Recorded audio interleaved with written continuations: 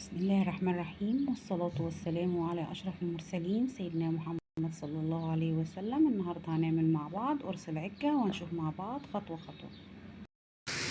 معايا على النار بصلاية بشوحها كويس قوي، معاها قرن بهارات واديهم لون بسيط جدا. الخطوة التانية برب البيض كويس قوي، وانزل عليه بمعلقتين عجينة طعمية، وانزل عليه بالبصلايه والقرن الفلفل مع التوابل. عملنا كويس قوي. نحط طاسه، نحط من زيت واسيبهم يسخنوا كويس، وانزل بالعجه.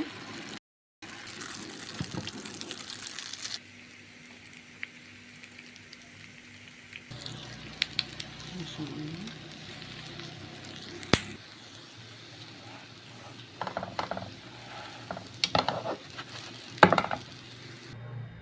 احلى طبق عجه ممكن تاكليه، بالهنا والشفا.